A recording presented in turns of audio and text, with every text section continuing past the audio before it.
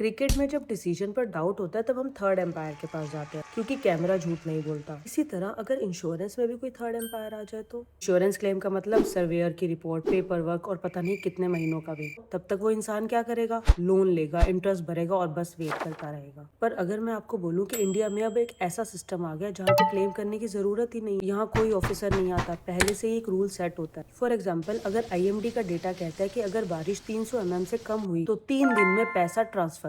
जैसे क्रिकेट में camera decide करता है, यहाँ पे नेचर का डेटा डिसाइड करता है। No opinion, only data.